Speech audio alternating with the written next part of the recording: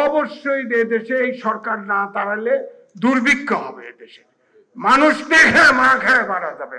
সুতরাং এই সরকারকে আমার মনে হয় বিএনপি যে তাকে কোনো মতে ম্যানেজ করে নির্বাচন চাচ্ছে, ইউনূস সাহেব ম্যানেজ করে কোনো নির্বাচন দিবে না, কোনো অবস্থাতে নির্বাচন দেবে না। আমি বহুবার বলেছি, আমার দেশের ভাষায় রাজনৈতিক দল বিএনপির বেশি করে সবাই ফাটাবাসের চিপায় পড়ে গেছে, ইউনূসের ফাটাবাসের চিপায় পড়ছে। নির্বাচন উনি ধাওয়া না খাওয়া পর্যন্ত দিবে না। আমার বক্তব্য হচ্ছে, ঠিক আছে ফেব্রুয়ারি হোক, যাই হোক, দেশটা সম্পূর্ণ অচল হয়ে গেছে। এখন নির্বাচন, এই সরকার সম্পূর্ণ ব্যর্থ।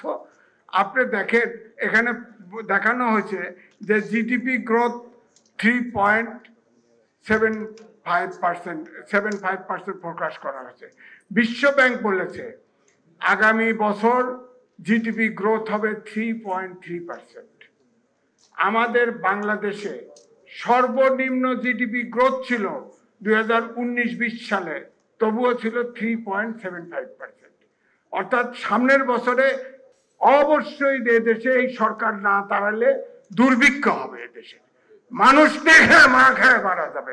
সুতরাং এই সরকারকে আমার মনে হয় বিএনপি যে তাকে কোনো মতে ম্যানেজ করে নির্বাচন চাচ্ছে, ইউনূস সাহেব ম্যানেজ করে কোনো নির্বাচন দিবে না। তিনি, তার গদির প্রতি খুব মায়া, তিনি কিন্তু ছাড়বে না। সুতরাং আমি বলবো যে রাজনৈতিক দলগুলি এই ইউনূস সরকার ভাড়াটিয়া যাদেরকে পছন্দ হয়েছে তাদের উপদেষ্টা বানিয়েছে, 17 জন আছে প্রবাসী এবং বিদেশি নাগরিক। আন্দোলন করুন, দেশ যেভাবে চলবে, আগে এদের বিদেশি লোক বিদেশে বিদায় করে দেন।